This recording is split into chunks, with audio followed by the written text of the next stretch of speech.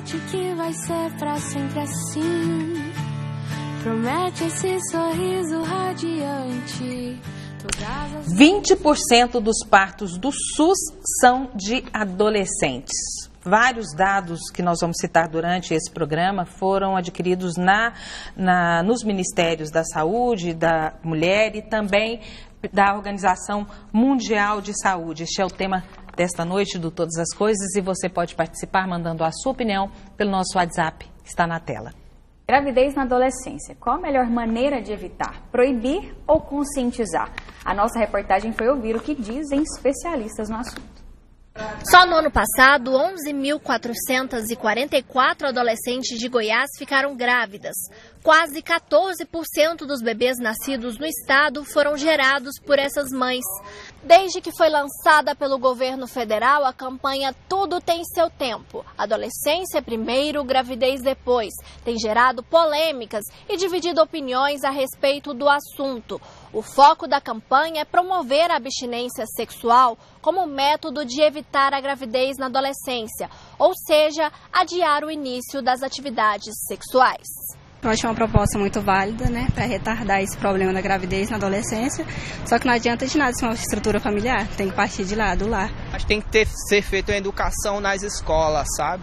Mostrar que, assim, é muito cedo, é errado, tem uma idade, sei lá, uma idade certa para começar. Como que vai evitar, né, essa questão? Vai ficar alguém em cima deles? Isso é impossível. Acho que a educação sexual para esses adolescentes, a utilização de camisinha, a prevenção, acho que seria mais adequada a essa questão. Essa pediatra defende que isso deve ser opção dos próprios adolescentes, além da educação sexual e informações a respeito dos métodos contraceptivos. Ele precisa ter acesso à informação, à educação, para que ele possa planejar sua vida, escolher o momento de entrar na vida sexual com mais responsabilidade. Vale lembrar que a gravidez na adolescência geralmente não é planejada, e isso pode trazer como consequência riscos à saúde e vida social. Um número maior de alterações durante o parto, um número maior de crianças com doenças, malformações, inclusive malformações cardíacas, síndromes genéticas.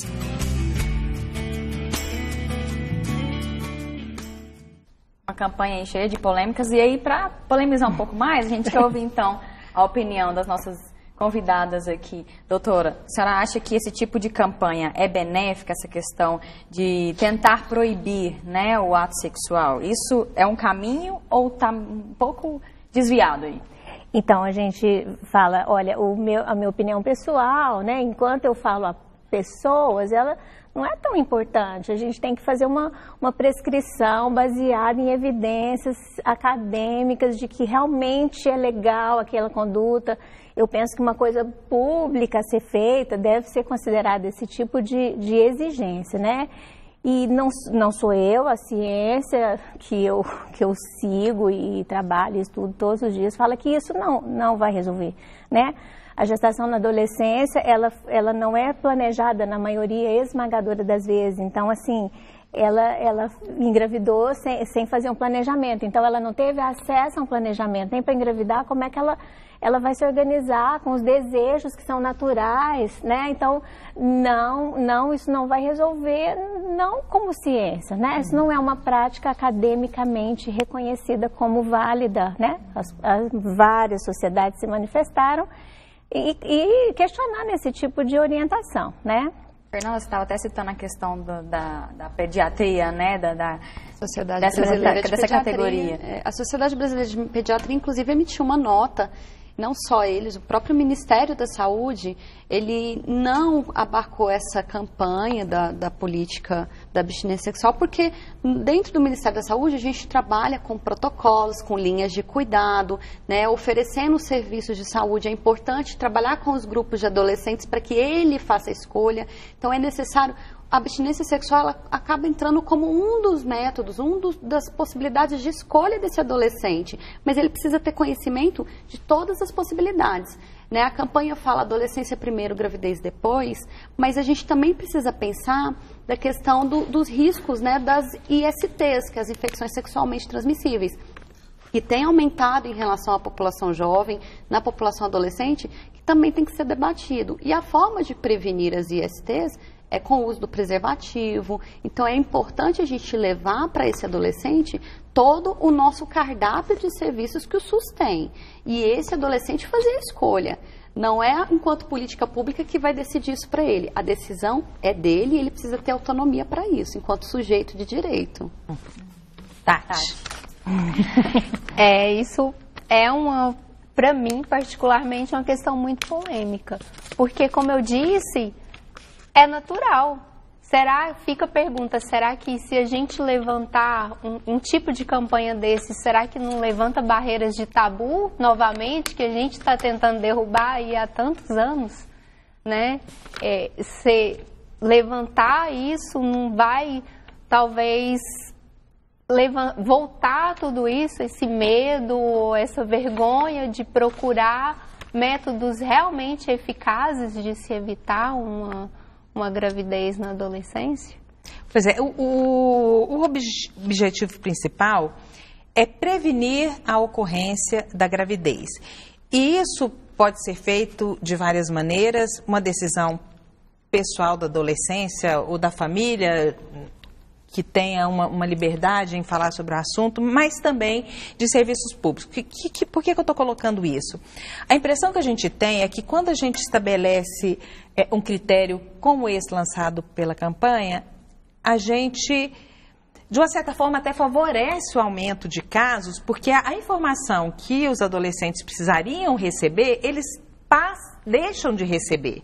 Aí eu quero saber o seguinte, Fernanda, de que forma o próprio poder público tem agido nesse sentido? Porque campanhas continuam sendo feitas no sentido de esclarecer, de mostrar. Estamos aí próximo ao Carnaval, um período em que acontecem muitas campanhas, inclusive visando doenças transmissíveis, né, e também alertando sobre o risco de gravidez. Como é que vai ser feito esse ano? Qual que é o mote da campanha e o que está sendo feito? Se a gente pegar uma linha histórica de 2015 para cá, Goiás tem conseguido reduzir a proporção de mães adolescentes. Então, em 2015 a gente chegava a 17% e os dados preliminares de 2019 já apontam para 13%. Então, como que tem se conseguido isso?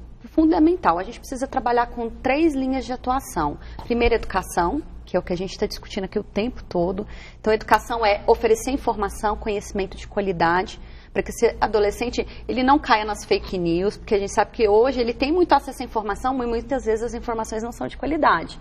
Então, é importante garantir esse primeiro eixo de educação, a prevenção, para que ele tenha conhecimento que nas unidades de saúde tem todo o serviço disponível para atendimento desse adolescente e que ele tem garantido também de ser atendido sozinho, porque muitas vezes o adolescente não vai falar, eu quero ser acompanhado individualmente, eu quero estar com o profissional de saúde sozinho. Ele tem o direito de ter esse acompanhamento individual, né, sem os pais estarem dentro do consultório, ele tem esse direito. E o terceiro, que é o caso de aconteceu a gravidez, a gente precisa garantir um atendimento humanizado para essa gestante adolescente, em virtude de tudo que foi falado dos riscos. Você aumenta muito os riscos de complicações na gestação, aumenta também a questão dos riscos de mortalidade materna, mortalidade infantil, que a gente precisa olhar também essa questão. A questão aumenta também a possibilidade da transmissão vertical de sífilis, né, que pode gerar sífilis congênita por falta de informação para essa gestante adolescente. Então, a gente precisa trabalhar com esses 3 eixos. O que a gente tem feito vinculado à educação e saúde? Desde 2007, existe o programa Saúde na Escola, que é um programa interministerial entre o Ministério da Saúde e o Ministério da Educação, e que em Goiás, os 246 municípios fizeram adesão a esse programa no ano de 2019, ou seja, 100% dos nossos municípios estão trabalhando junto ao programa Saúde na Escola, que dentro desse programa, um dos eixos de atuação é saúde sexual e saúde reprodutiva. Então, essa é uma das formas que a gente tem trabalhado, e é fundamental estar discutindo isso dentro do contexto da escola, fazendo uma associação entre os profissionais de saúde e os profissionais da educação. E hoje o SUS oferece, né, métodos contraceptivos, né? Eu queria que você falasse um pouco desses métodos, como que essa adolescente faz para ela ter acesso a isso? Ela precisa buscar a unidade básica de saúde próxima à residência dela, ou postinho, que a maioria conhece como postinho, e aí ela fazer, né, o cadastro, né, dentro dessa unidade para fazer um acompanhamento com a equipe de saúde da família. Lá, junto com essa equipe, vai definir o melhor método para ela. Ela vai definir junto com a equipe. Então, método, a pílula anticoncepcional, ela está disponível no SUS, o anticoncepcional injetável, o preservativo, ele fica disponível no dispenser. Você entrando numa unidade básica, quase sempre ele está na entrada da unidade, então para você é muito fácil o acesso. Você chegou, você pode pegar aquele preservativo, é o melhor método de prevenção de gravidez e de prevenção das infecções sexualmente transmissíveis. Na verdade, só o preservativo que previne em relação às infecções sexualmente transmissíveis e HIV. E a gente também, a possibilidade, naquele caso de uma gestante adolescente, ela já sair da maternidade com a inserção do DIU. O DIU também ele é disponível gratuitamente na rede pública. Doutora Alessandra, quando a gente fala da adolescente, a menina procurar um médico, um postinho, um posto de saúde, aí eu já penso o seguinte, até perguntar a experiência da senhora, é comum um adolescente sozinha procurar informação com um médico? Olha, não é comum, não é comum. Elas têm o temor de que aquilo ali não é coisa de criança, elas ainda se sentem na transição, né? Não é comum, elas não vão muito fácil, espontaneamente, geralmente a mãe que leva, ou então quando já vão, no geral, já vão grávidas ou com algum problema de saúde, né? Elas já vão com uma complicação, vamos falar assim, né? Espontaneamente, como prevenção, marcar consulta, não é comum. É mais fácil nesses assistidos pelos programas das escolas, porque lá é discutido, onde o Estatuto da Criança e Adolescente, ele fala disso, né? Da confidencialidade da consulta, direito dela estar sozinha e ser assistida. O profissional de saúde já sabe disso conscientemente, porque o Estatuto da Criança e Adolescente tem muitos anos, se não me engano, 2002, 2003. O Estatuto desde 88. Aí, ó, né? Até eu já estou atrasada. ela tem direito. E essas crianças e adolescentes que tiveram essa assistência na escola, elas conseguem fazer essa procura, mas não é comum. Né? Eu vou pegar uma frase que a Tatiane falou, que eu achei muito interessante, que ela disse que a mãe não teve culpa, porque muitas vezes, talvez hoje um pouco menos, as mães têm dificuldade em falar sobre isso com seus filhos, ou tomar essa iniciativa de pegar um adolescente, levar no médico. Não é fácil também, acredito que não é fácil, em função de todos esses preconceitos, tabus que a Tati já colocou. Como auxiliar essas mães? O que a gente pode dizer para essa mãe que tem só filhos, não só filhas, né? Você tem um casal, né, Tati? Tenho um casal. Antes de você, doutora, responder, a mesma forma que você fala do assunto com a sua menina, você fala com o seu filho? Eu tentei lidar, eles têm uma diferença de idade, então na época que eu achei que seria mais propício, né? Eu tentei lidar da mesma forma, com a mesma proximidade. Na época que eu achei que minha filha precisava ir no ginecologista, eu marquei, eu conversei com ela, perguntei se ela gostaria de ir. Falei pra ela, perguntei, não, se você quiser eu entro com você, se você não quiser, você entra sozinha e conversa. E ela gostou muito e foi, adorou. E da mesma forma eu marquei com o meu filho também. Ele não quis que eu entrasse com ele de forma alguma. Mas eu marquei com ele, pra ele também. Falei, você vai, entra, conversa, tira suas dúvidas. Porque aí com ele eu ainda achei muito mais fácil, muito mais propício levar, porque ele teria dúvidas que eu não poderia sanar, né? Tá certo. Mas eu tentei fazer o mais justo e igualitário possível com os dois.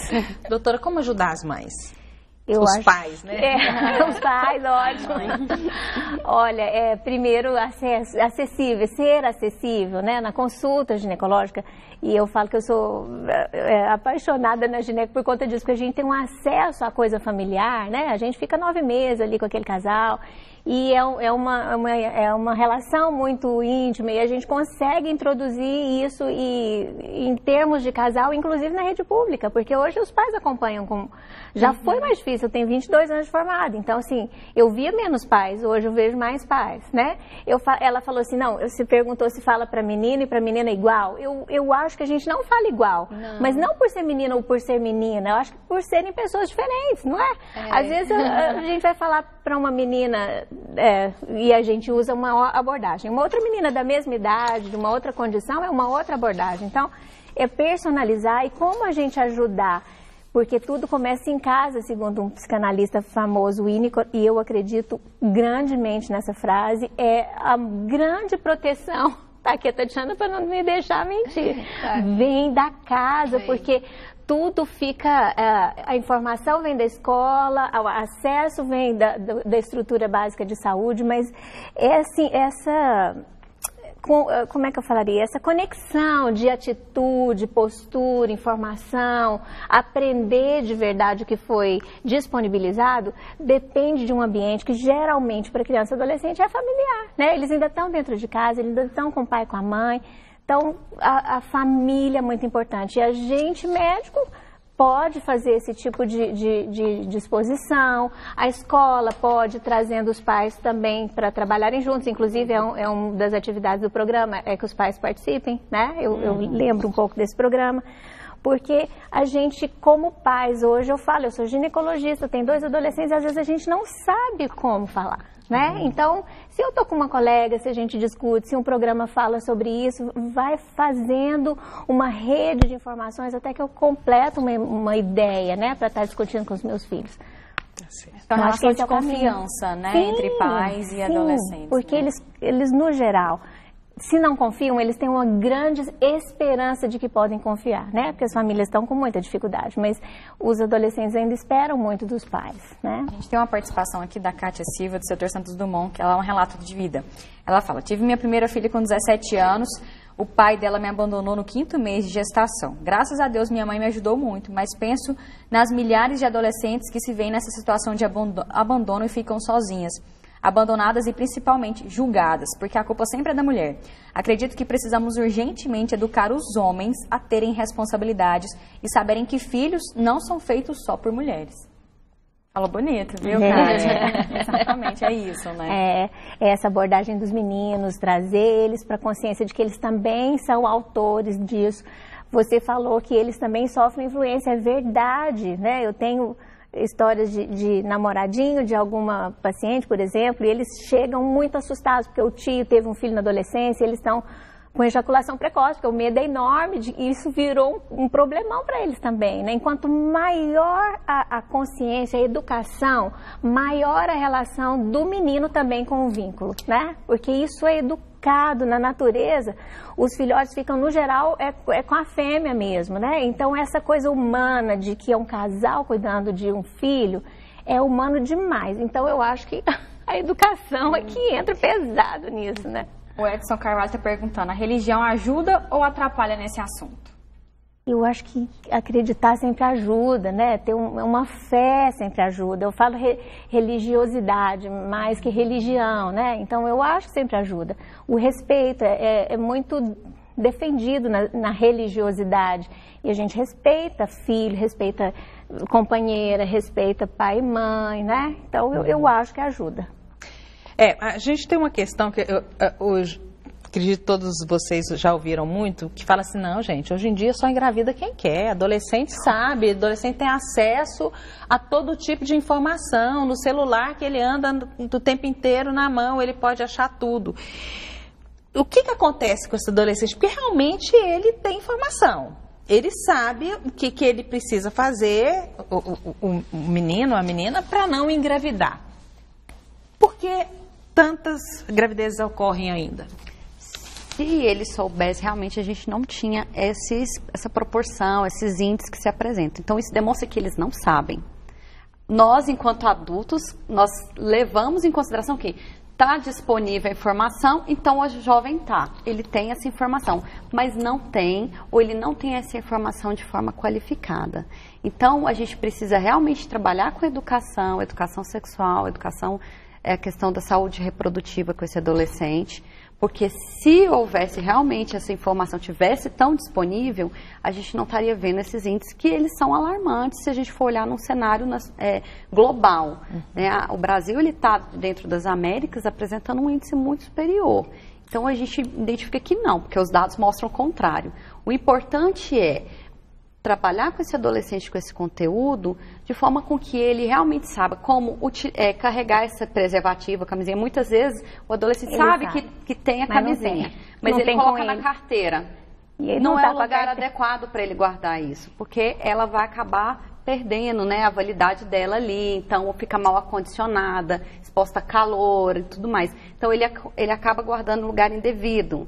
Então, quando ele for abrir esse preservativo, pode não estar mais, né, dentro da eficácia dele, do produto. Então, muitas informações chegam de forma muito distorcidas para esse adolescente, o que acaba demonstrando o que a gente tem de cenário hoje epidemiológico. Fora uma condição. Pode falar, doutora. Tem uma condição da adolescência, eles têm um pensamento mágico, então, tipo, não acontece comigo, isso é normal deles, a gente tem que considerar, inclusive, na hora de falar sobre um processo ou um método contraceptivo, né, assim, elas tomam pílula contraceptiva, tomam, e não, deixa eu ver sua cartelinha, ela toma 1, 2, 3, falha 5, tá tomando, doutora, isso aqui eu acordei tarde.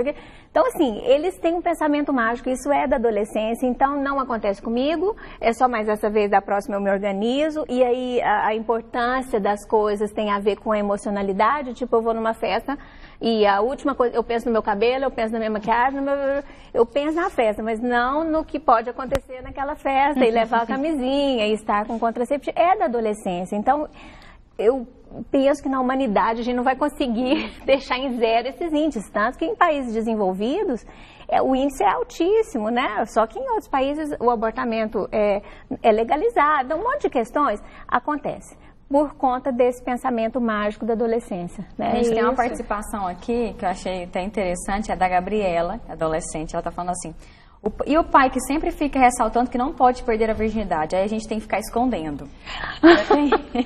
Ainda tem isso. É a questão da relação de confiança, né, que você tem que ter com a família, que você já disse, né, que é importantíssimo. E essa questão dessa relação de confiança, ela não começa de uma hora para outra, né, eu quero chamar o intervalo, daqui a pouco a Tati vai falar pra gente um pouquinho mais sobre a experiência dela. Quando é que começa isso?